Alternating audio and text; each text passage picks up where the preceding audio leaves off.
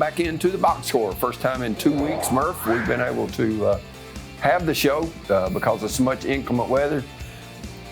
Wasn't as much trouble for us to find a replacement last week taping. We used our interviews again as it is these coaches trying to find a date to jam things in these next 2.5 weeks to get the regular season over. Are we not doing football? Is it already over? Yeah, it has been kind of crazy for DTC as well as coaches all over the state, I think, because of the weather. And that's one thing we have no control over whatsoever. And, you've got to err on the side of caution because a lot of these kids unable to even get out of their driveway, Murph. Sure. To practice or do anything else. The parking lots were complete ice in a lot of places. And, people, even as we tape the show on Wednesday, before this airs on Thursday, a lot of schools, I know Cannon out, Smith out, DeKalb out.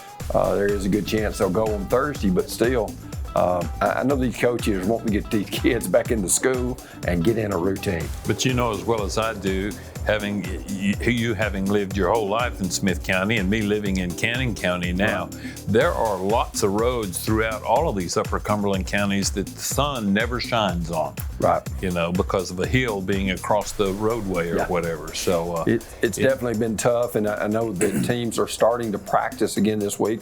Of course, a few teams played Monday night. Very few played Tuesday night. You got Cannon County going to play on Wednesday night, Thursday night.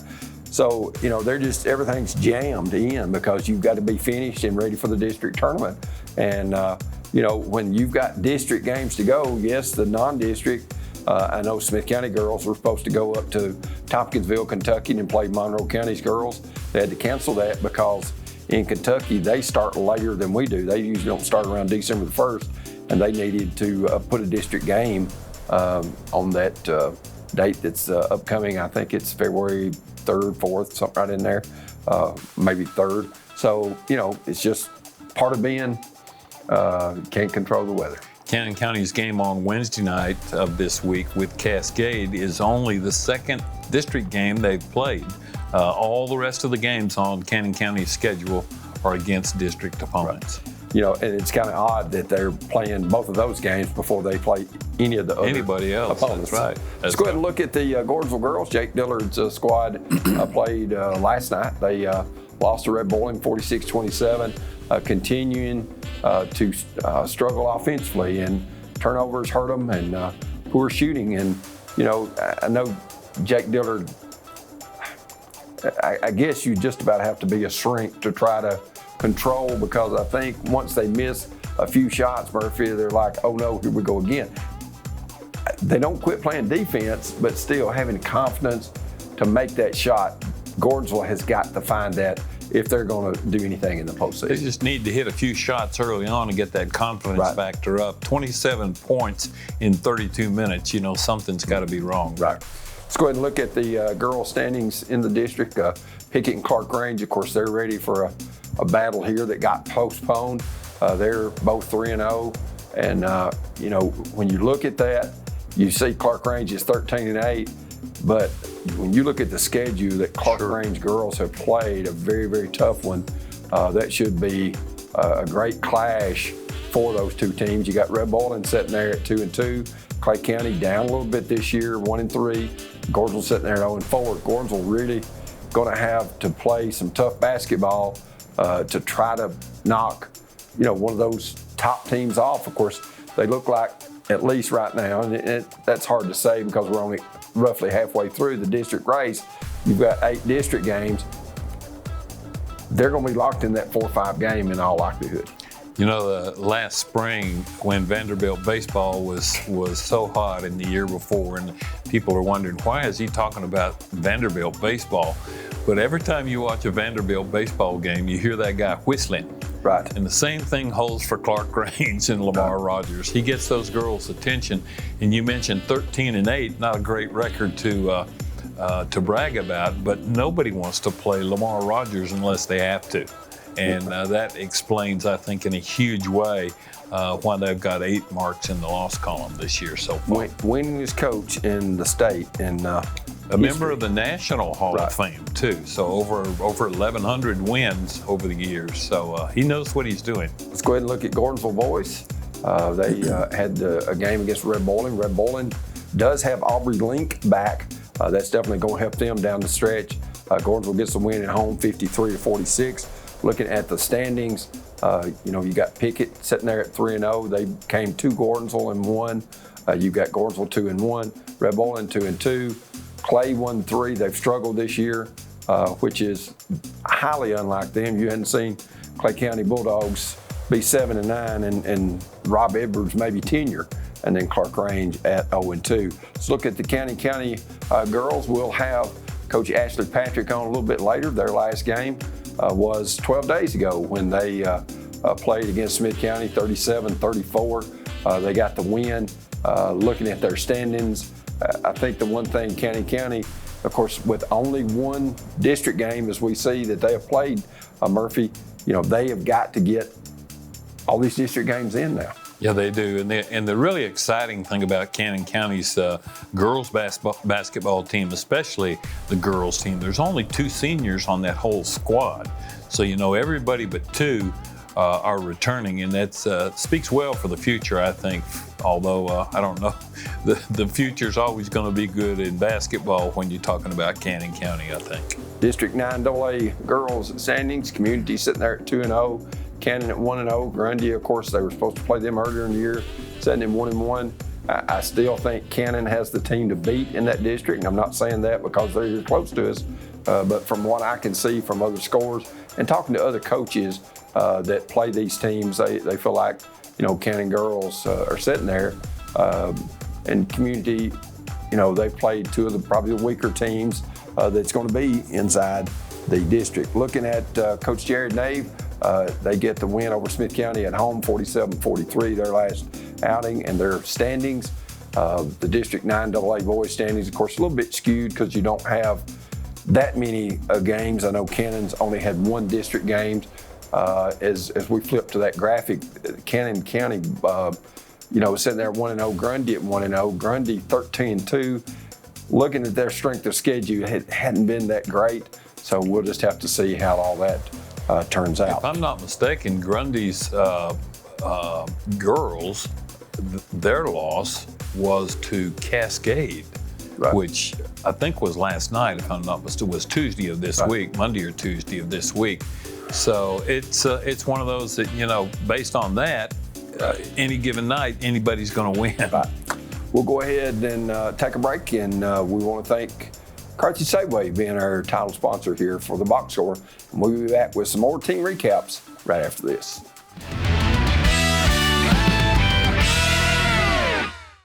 Your trusted friend for all your grocery needs in Smith County is Carthage Safeway, your home-owned and home-operated supermarket. From the delicious USDA steaks in their meat department to the freshest produce around, Carthage Safeway is proud to serve you and your family. Todd and Angela Skurlock and everyone at Carthage Safeway are always there with a friendly smile and a helping hand. Great service, prices, and selection. That's Carthage Safeway, 80 Dixon Springs Highway, Carthage. At DTC, we're proud to provide the communication and entertainment services you need to get the most from today's technology. Get a $50 bill credit when you add or upgrade your internet package with us. Supercharge your video streaming and high-performance gaming because we've got you covered. Get the technology you want, backed by local customer service from neighbors you know and trust. DTC Communications, your total communications provider. There are some services that you don't need every single day, but when you do, you need them fast. That's the kind of service that Roto-Rooter provides. Owned by the Watson family, Roto-Rooter is your next licensed trusted plumber with quick and dependable plumbing and drain service for those in DeKalb, Smith, and White counties. They can do it all and on your schedule. So go ahead and call the plumbing and drain experts of Roto-Rooter today. 615-215-7686. Hello, I'm Bruce Daniel. I've lived in Cannon County all my life. For the last 59 years, I've only made it across the highway. I married my wife, Melody, in 1981. We hauled our first load of freight in 1983 with one truck and a couple old barred trailers. We found a way to make it. Our employees are the backbone of our company. Some of our team members have been with us for more than 30 years.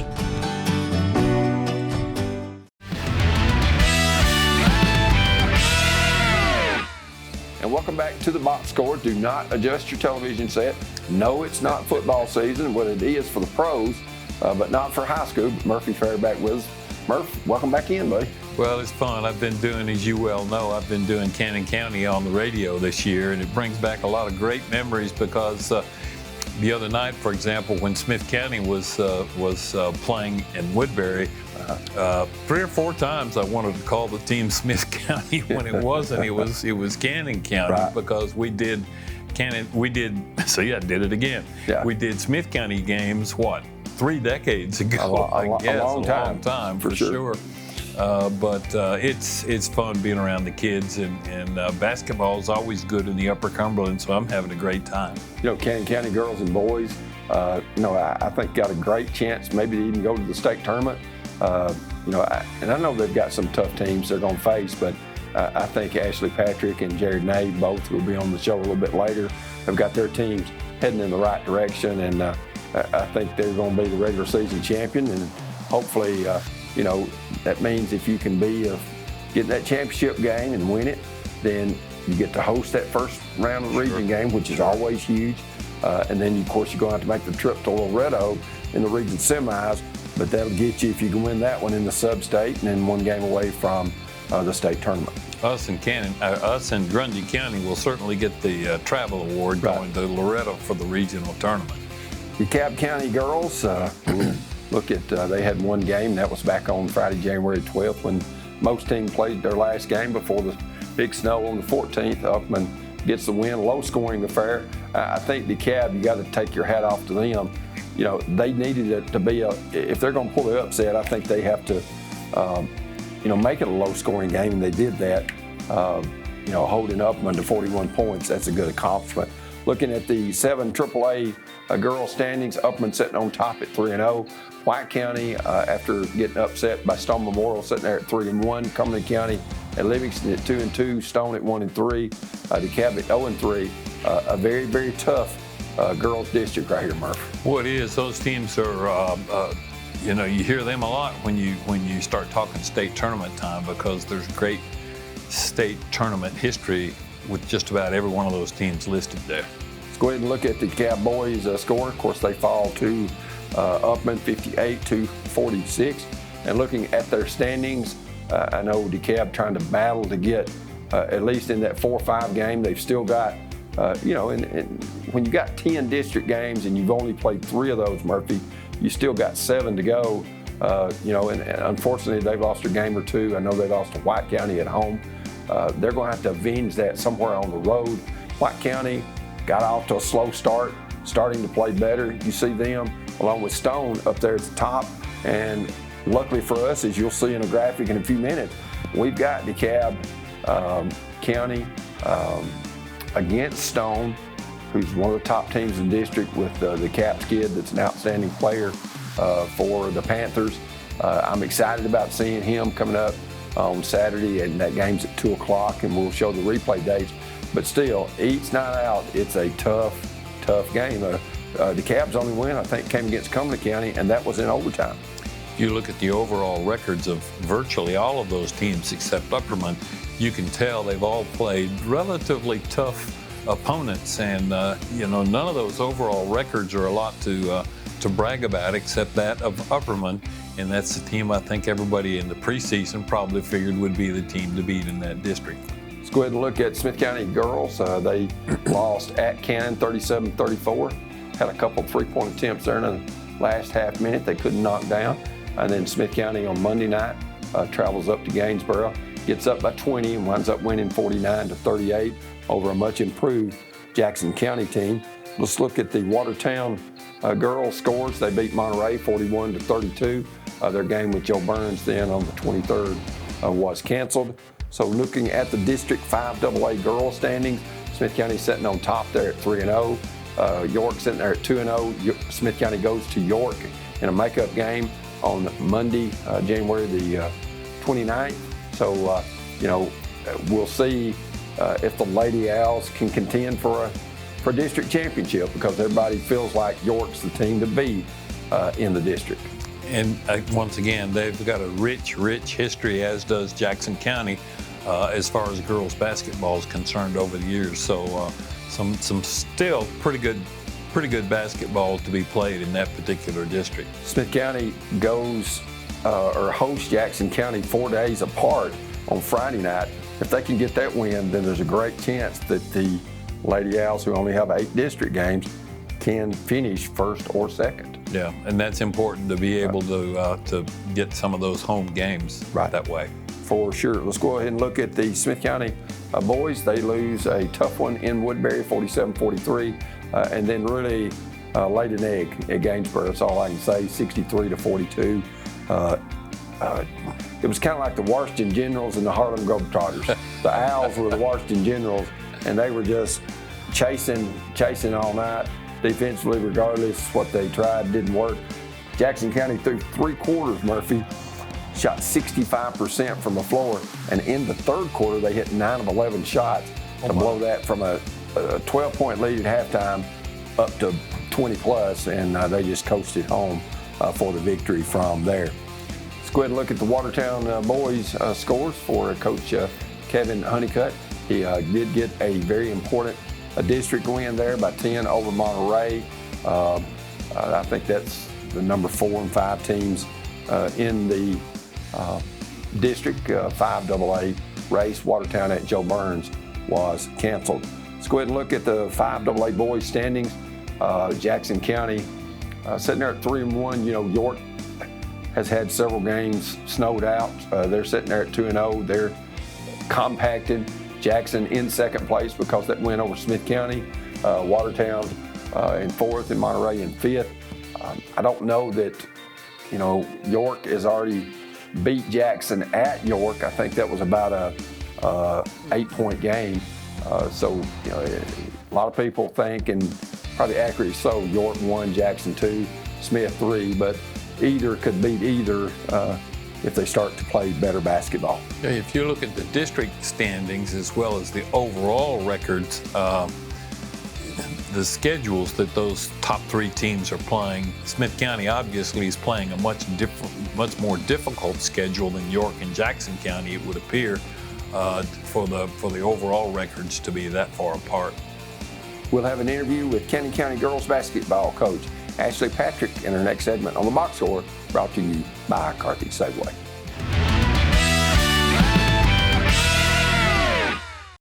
Friendly, traditional banking at its best. It's what our customers have learned to expect at Citizens Bank, and we're always happy to deliver, with plenty of options for personal and commercial checking accounts, as well as a variety of loan types. We can help you achieve your financial goals, all with a friendly hometown smile. Citizens Bank at 407 Main Street and 61 Dixon Springs Highway in Carthage, 70 Cookeville Highway in South Carthage, and 530 Gordonsville Highway in Gordonsville. Equal housing lender, member FDIC. There are some services that you don't need every single day, but when you do, you need them fast. That's the kind of service that Roto-Rooter provides. Owned by the Watson family, Roto-Rooter is your next licensed trusted plumber with quick and dependable plumbing and drain service for those in DeKalb, Smith, and White counties. They can do it all and on your schedule. So go ahead and call the plumbing and drain experts of Roto-Rooter today. 615-215-7686. Your trusted friend for all your grocery needs in Smith County is Carthage Safeway, your home-owned and home-operated supermarket. From the delicious USDA steaks in their meat department to the freshest produce around, Carthage Safeway is proud to serve you and your family. Todd and Angela Skurlock and everyone at Carthage Safeway are always there with a friendly smile and a helping hand. Great service, prices, and selection. That's Carthage Safeway, 80 Dixon Springs Highway, Carthage. If you're a commercial driver looking for a company to call home, Huff and Puff Trucking is the company for you. Our employees are professional and dedicated individuals that take pride in what they do. We offer an outstanding pay package with a dispatch structure that maximizes your home time. To learn more about a company that knows you by name and treats you like family, call us at 1-800-965-5033 or visit our website at huffpufftrucking.com.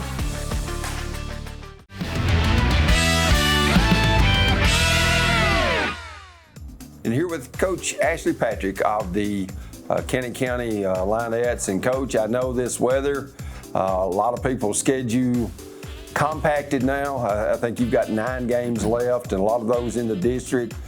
So, you know, you have to play on odd nights. I know coaches like routines. You're not going to be much of routine except doing a whole lot of scouting and getting ready for the next opponent, sometimes on back-to-back nights. Yeah, you're right. That's what makes it hard, is trying to scout the different teams and different things they do and try to remember it on back-to-back nights. But, you know, I'm most concerned about tonight's game just because it has been so long, it seems like, since we've played a game. When you're used to playing 2 or 3 a week and then you go to none in over a week, it seems like a while. Coach, it seems that your girls are playing as well as they've played all season right now, and this is the time of year you want to hit that peak. And generally speaking, there's 3, sometimes 4 girls on the team that are in double figures every night we hit the hardwood.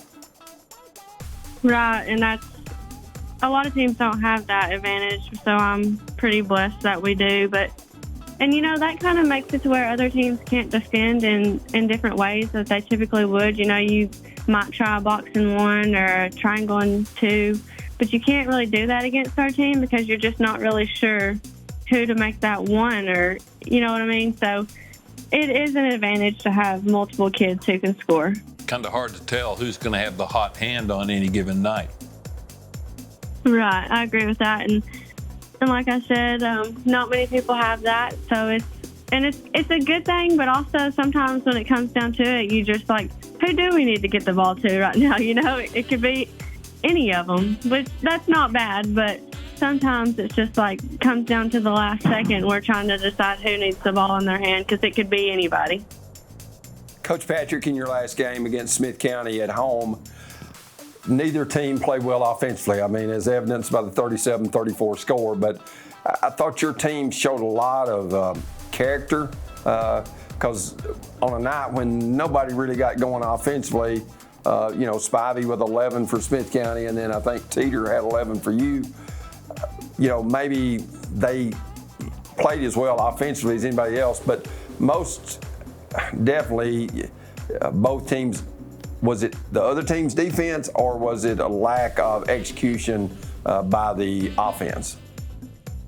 I think it was just a lack of focus from the offense because when you look at the shots we're getting wide open layups. You know, we're not even defended. So that's just on us. And I was angry at halftime. I was like, you can't make a layup. You can't make a free throw. You can't make a jump shot. You can't make a three-pointer. What are you going to make? How are you going to win this game? So really that's when the defense comes down to it. And we did a good job defensively, and we limited their shots. You know, we kept them in the 30s. There's going to be nights like that where you can't score. You just have an off night. But if you can keep the other team from scoring too, you have an opportunity to win. Coach, I meant to ask you the other day when I was watching practice, are any of your girls being highly recruited? I know you only have, 2 seniors on the team, I think, so maybe 3, but they all seem to be playing very, very well right now. Yeah, actually, about all of our starting 5 is getting looked at by somebody. And, you know, Abby A is just a sophomore, so she's younger, but so she can't really talk to as many people right now. But, Jenna and Nora, it's just on deciding whether or not they want to play. Jenna's a little bit more undecided than Nora is, and Abby Lynn wants to play, so she's got, you know, she'll have a few different places looking at her, and Addie kind of the same way, not knowing if she wants to play either. So that's just me having conversations with them, trying to get them mentally on whether they want to do it or they don't want to do it. But yes, they all do have people looking at them. For some, I would imagine that's more of a distraction than anything. They're worried about playing for Cannon County right now, it seems. That's right. But I'll be honest, there have been nights where our kids didn't even know there were scouts in the stands. They were actually here for an opponent, and that scout came over to us and has been interested in some of our kids. So that's the way, to me, it usually works out best, is when the kids don't know somebody's there and they just go out there and play, and somebody sees them and likes what they can do. Coach, when you look at the situation that you're in, I don't know that it could get much tougher. And the way I guess reason that is you've got 9 district games remaining, which makes it tough. But then you've got a lot of these opponents which you have never seen before, and you really don't have a book on them. And when I say a book on them, most coaches keep, okay, here's what Matt Farrell does at Smith County. Here's what they do at DeKalb, or the various teams that you have familiarized yourself, in your young coaching career. Is that the case with what's left? Not only is it compacted it, but it makes it a whole lot tougher because maybe you hadn't seen these teams as many times as you would like to. Right, that's funny you mentioned Matt Farrell. He's got an 8-inch binder on Ken County. But I honestly don't think it's a disadvantage or an advantage to us, because I always tell my team, I'm not worried about what the other team's going to do. I'm worried about what we're going to do. And so if we take care of what we're supposed to take care of, then nothing else is going to matter. So just communicating on defense, talking on screens, and keeping it the way that we like to keep it. Of course, I'm getting on and I'm looking at how these other teams are matching up with teams that we've played before and watching film, but it really comes down to us just doing what we need to do. Coach, I was at your practice session yesterday, and I noticed you closed out the session by free throws. And everybody was hitting 9 out of 10, 10 out of 10. They were just knocking it out. But I know the reason you had them shooting free throws is because in the games, it's not always that high a percentage. Do you have any response to that, how that happens that way? Is it the pressure? There's no pressure to try and hit free throws in practice, I guess. Maybe that's it. That's right. I compare the free throws in practice versus games to kind of like AAU basketball versus regular season high school basketball. There's no pressure to make the free throw in practice, unless that's why we typically put something to go along with making the free throws, burpees, running, push-ups, whatever. But it still does not compare to the feeling of it being the game on the line. You can't really put that into a practice setting. But yeah, we just gotta, hopefully this winter break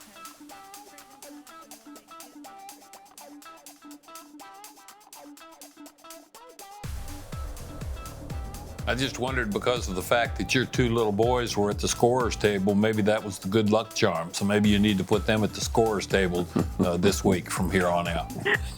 I need to put them at home. It's harder for me to focus whenever they are there because, I'm like, who's throwing a ball on the court? Who's screaming?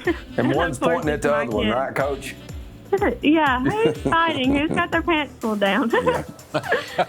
Coach, you were 8 for 17 from the free throw line in the Smith County game, but I thought Nora Walkup stepping up there in the fourth quarter, she made 4 awful big free throws, going 4 for 4 from the line to make sure you kept that narrow lead.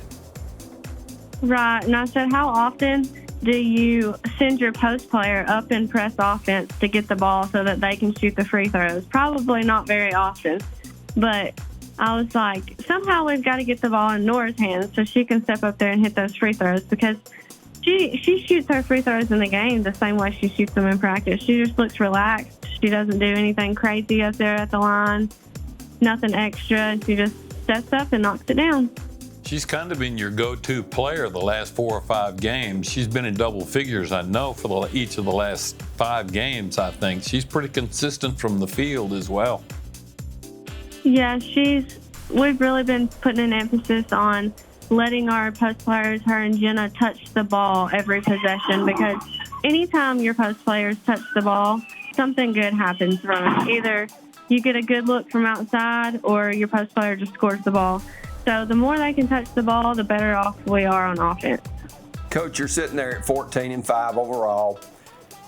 during this break, you could have sent them some film to look at, but a lot of players couldn't get into maybe an open gym, definitely not a team setting where you could have practice.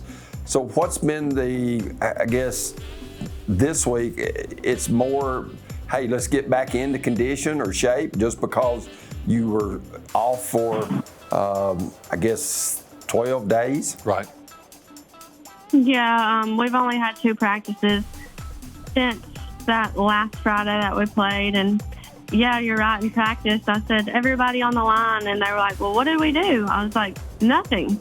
We sat on the couch for a week. So, we put 34 seconds on the clock and we ran suicides till everybody can get that. And I'm the kind of coach that's like, is this impossible? Because we've done it 3 times and we've not got it.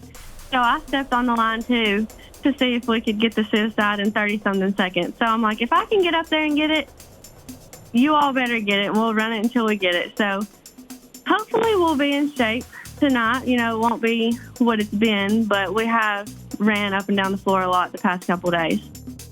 Coach, in all of my years of interviewing high school coaches, I always get around to asking, when did you decide that maybe you wanted to be a high school basketball coach? But I never have asked you that. So we've probably got a little bigger audience here than we do on WBRY. So I'll go ahead and ask you now, when did you decide that you might want to be a high school coach? And has it been everything and more, or not so much that you thought it would be?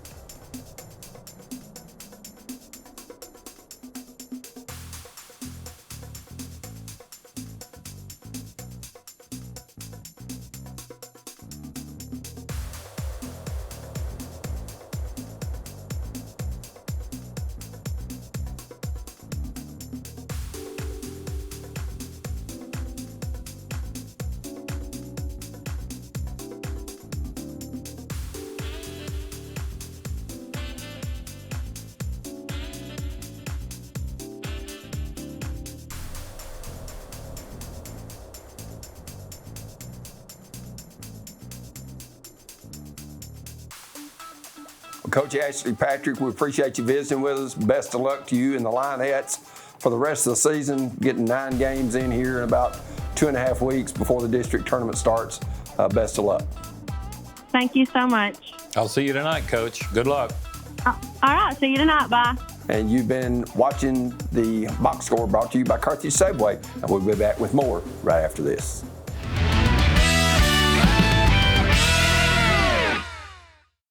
Friendly, traditional banking at its best. It's what our customers have learned to expect at Citizens Bank, and we're always happy to deliver, with plenty of options for personal and commercial checking accounts, as well as a variety of loan types. We can help you achieve your financial goals, all with a friendly hometown smile. Citizens Bank at 407 Main Street and 61 Dixon Springs Highway in Carthage, 70 Cookeville Highway in South Carthage, and 530 Gordonsville Highway in Gordonsville. Equal housing lender, member FDIC. So, go check it out. Deterring crime. It's the first job of a home security system from DTC Security. For just $49.99, get a system with a touch keypad, 3 window or door sensors, motion detector, key fob, and standard installation. The time to get started is right now. Let us help protect your home. So? A lot of nice stuff and an alarm. Don't delay. Call DTC Security now or visit us online.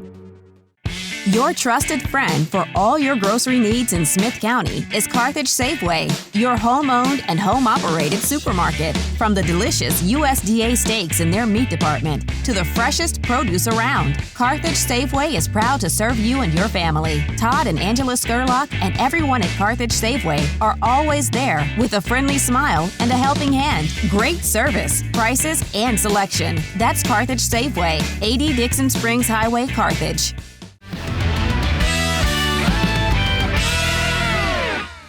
And welcome back to the Box Score, brought to you by Carthage Safeway. We encourage you to go by and see Angela and Todd. They had a lot of good grub during this Snowmageddon or whatever it's called, Murph. I frequented out there often. They had the parking lot clear enough for me to go in there, and we appreciate them being our title sponsor. Coach Jared Nave, join us, Coach. I guess you're glad just to be out, right? Yes, it is finally glad to actually be back in a gym and around some kids and playing some basketball. Yes. Now, if you had that baby was already here, you would love to have 12 days to stay home and play with your new baby, but that's not the case. So I'm sure that... Not yet. Not yet, but still, congratulations on that, by the way, Coach. Well, thank you, Jared. Coach, when you look at your team coming off a close win against Smith County, neither team played well offensively. Probably missed more shots than either was expected, but it was a competitive game. You had jumped out to a 14-point lead. Smith County makes a push, has some opportunities to tie the game, but your defense held strong, and you improved to 13-6 and got the win. We did, and really it was a pretty good game. Again, back to your point, neither one of us shot it great, but I was proud of our defense. And, that's kind of the way we preached around here. Defense and rebounding will win you the games even when you don't bring your A game. And as everybody knows, you're not always going to be on your A game. So it's kind of one of those you just find a way to win. It doesn't have to be pretty. But when the scoreboard is over, they don't ask you, was it a pretty win? They just ask you, did you win? And so it's kind of one of those, it wasn't pretty, and, we really hadn't had much practice. So it's kind of one of them, you kind of know it may be a little sloppy, but to know that we can win even in those kind of games was encouraging, to say the least. Jared, one of the outstanding things of that particular game was your long-range shooting. I made a few little notes on my scorebook, and I had you all listed for making 7 3-point shots, and they weren't all, Terry's telling me 8. Yeah. So, but they weren't all from the same person, and I was at your practice sessions earlier this week, and you got a lot of shooters on your team that are pretty consistent from long range, and you've also got some really good assist people. That's one of the things that really gets me fired up, is when somebody makes a great pass, that the one throwing the ball and the one catching the ball were the only two in the gym that expected that at that particular time. It's a thing of beauty, and your guys execute that very well. Yeah, we talked about, didn't really shoot it great. Now, the three-pointers we did. Now, from the free throw line and two-point range, that was a different story. But as for, a lot of making shots is back to your point of making a good pass. A good pass can increase your shooting percentage even by, whether it's by 5 or 10%. But if it hits you in the chest instead of hitting you in the feet, that matters. I mean, that little thing matters, and nobody really sees that, when you look at the score. But when you have a high number of assists, that's a great thing, and it should be praised. Everybody gets praised for scoring. Well, who made the pass? Who set the screen? Who set it up? And that's what we preach around here. That's team ball. That's how we play. Now, if somebody wanted to go off for 45, I wouldn't be opposed to that. But, if we're playing, and I'm good with it. And around here, we kind of have a saying, I like shooters, but I love makers. I love me some makers, not just shooters in the gym. So that's kind of something we strive for, to do that. But our kids are having fun and sharing the ball, moving the ball, and hopefully just keep racking them up. Coach, when you look at A.J. Armstrong and Theo Winters, of course, that's two very seasoned players, probably at least 3-year starters for both those guys. Both of them made 3 threes in that game, and I thought A.J.'s came at critical points, not that Theo's didn't, but when Smith County would make a run, get close to tying it, then he would step out and hit a 3. Him being so versatile, I call him the Swiss Army knife because he can do so many different things for you, whether it's defensively, rebounding, locking down somebody man-to-man, being helpful. And when I say helpful, I'm talking about help defense. And then on offense, he can post you up. He's a good assist man. He also can step out and hit the 3. That's kind of a special player, Coach, in today's world that doesn't just specialize in one thing, but seems to do all things well. Absolutely, for sure. And he's kind of one of those, back to your point, that can do a little bit of everything. Both of them have started at every game since they've been in high school, I believe. It's kind of when I went back and looked. And, A.J., he kind of gets overshadowed a little bit because he's such a great baseball guy that, when you watch him play basketball, his game just translates because he can go inside, outside. He can rebound. He'll set the tough screens that nobody wants to, praise or that they see. But he's willing to stick his nose in there. And Theo's the same way. He is starting to start playing really good defensively. And, when he's aggressive, especially with the ball, even without the ball, we're a whole lot better as a team when those two guys, and those two guys are our senior leaders. And so we kind of go as they go, and especially, not even just on the floor, but off the floor too. Even in the locker room, guys, they're great. And so that's kind of helped us propel to where we're trying to get to. It's still a long ways to go, but yes, back to your point, when you have guys that can do multiple things, and even in practice, just because you're a post guy, well, I still need you to be able to handle the ball. So we still work on that with everybody. Even if you've never been trained on how to handle the ball, well, in today's world, back to your point, Terry, you got to handle. The game's kind of evolving, so it's never changing. So that's kind of where we are. Coach, in an interview I had with you just a few days ago, you referenced several things about this year's team, and one of the things that you mentioned was the fact that all your players love all the other players. To me, that speaks volumes for the chemistry that your team has. And I think that's one reason why so many of these no-look passes come out of nowhere. There's not a selfish player on your team that I'm aware of. They look for that great pass, and they don't care if somebody outscores them in the ball game, as long as, like you say, as long as Cannon County's got the most numbers on the scoreboard at the end of the game, that's all that matters. And it really shows up to people like me. Yeah, I kind of have a saying, I just want one more point than the other team. I don't care if it's pretty. I don't even care what kind of game it is. We're just trying to get one more point than them, whether somebody scores them all, we spread it out. And that is kind of our motto. We do it together. You can't get deep postseason runs to try to do it by yourself. It just doesn't work. And so that's kind of been our motto, and we're going to continue to do that. And credit to the kids, man, they've accepted that, and they are just flourishing in what we're trying to do and what our best things are. And trust me, Murphy, we do not practice no-look passes. So that's not something we try. But hey, as long as it gets there, I'm good with it. As long as we score, it is all okay. Coach, when you look at Demarion Locke, a big game against Smith County at 14 points, his development as a scorer has really improved from the first year. Where did he come from? And he has really been what I consider to be a missing piece of the puzzle. Not that Lucas Phillip couldn't step in and start for anybody, because he could. Of course, we saw Lucas Phillip shoot great in the game at Carthage. He had 20. He struggled in the game at Cannon. But the one thing that I like about Lucas, he did not let himself having a poor night offensively affect his defense. That's sometimes hard to do as a scorer. 100%.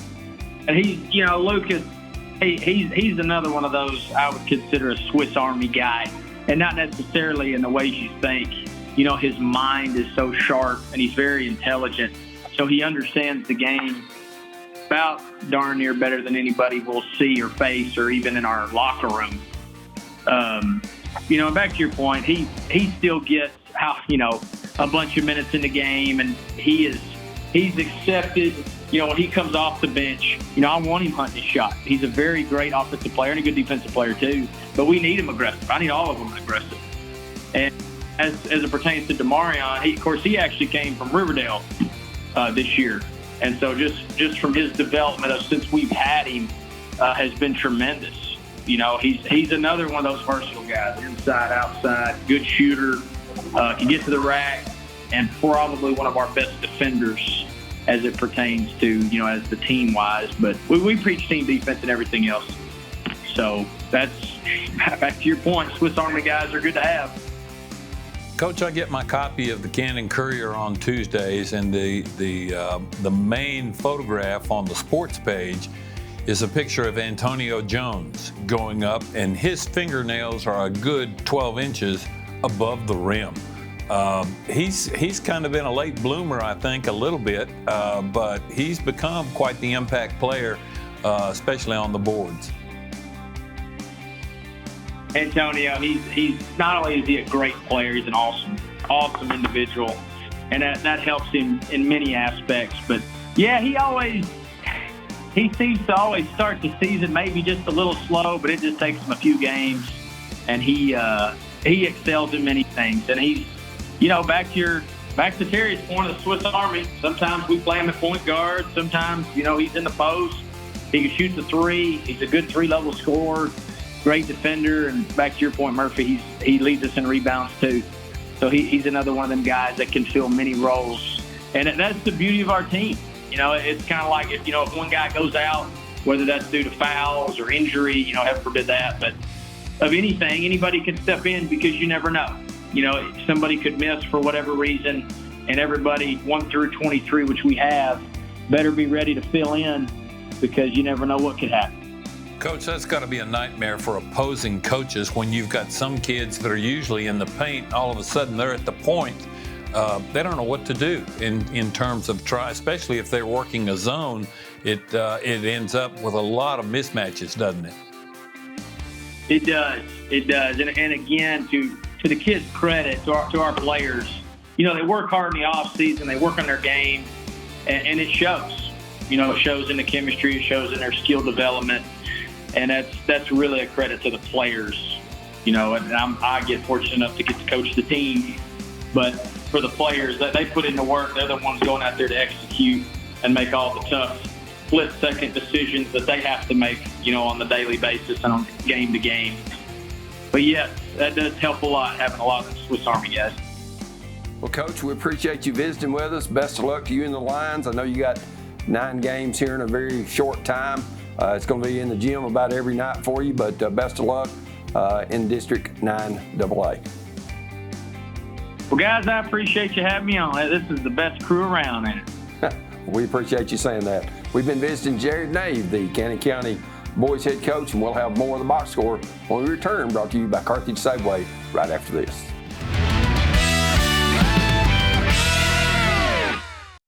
Friendly, traditional banking at its best. It's what our customers have learned to expect at Citizens Bank, and we're always happy to deliver, with plenty of options for personal and commercial checking accounts, as well as a variety of loan types. We can help you achieve your financial goals, all with a friendly hometown smile. Citizens Bank at 407 Main Street and 61 Dixon Springs Highway in Carthage, 70 Cookeville Highway in South Carthage, and 530 Gordonsville Highway in Gordonsville. Equal housing lender, member FDIC.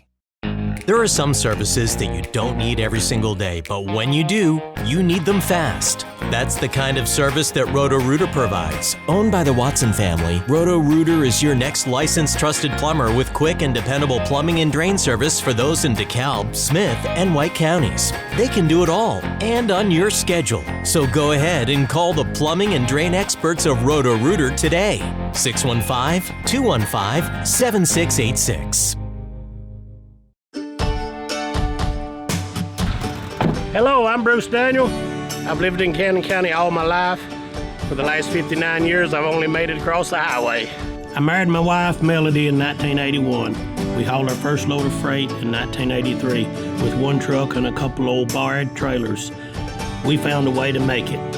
Our employees are the backbone of our company. Some of our team members have been with us for more than 30 years.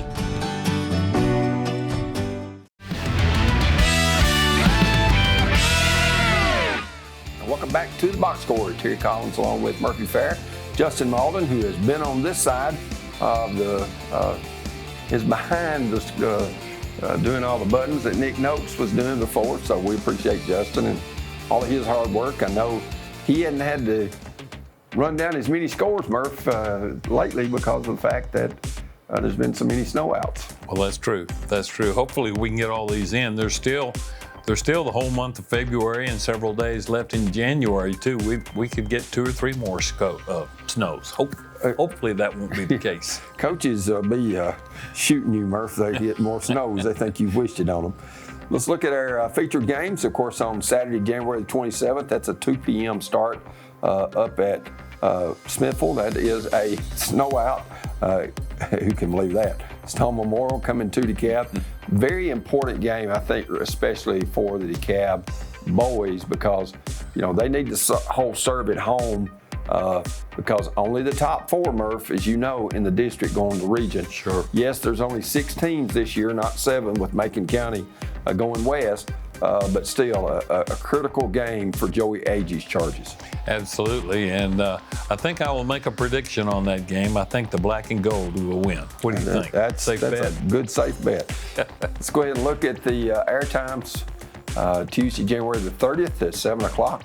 Wednesday, January 31st at 1, and then on Thursday, February the 1st, and Saturday, February 3rd at 7 p.m., the replay of Stone Memorial at DeKalb County. Let's go ahead and look at the next featured game. We had to shuffle the deck a little bit with Gordonsville moving their game, and we're going to do now the Jackson County at Gordonsville game. Of course, years ago, Murphy, that used to be a big district game. District game, that's right. And now, of course, it's not. They used to be in the same district in football, but it should be a good matchup. I know James Brown's girls are much improved this year. They've already got a win over Gordonsville.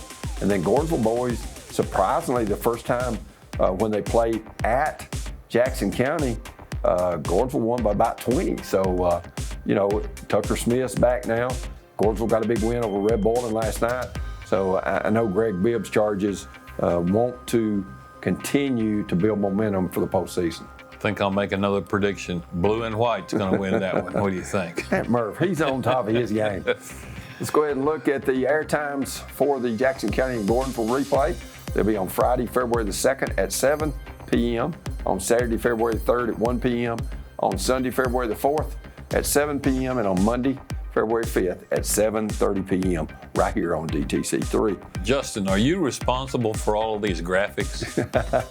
I like it. Somebody's done a great job. He does a lot of hard work. A lot of people don't understand. You just don't show up like Murphy and I do to do the show without a lot of behind the scenes work that makes us look good because of his hard we can't work. do that. No, we have no clue.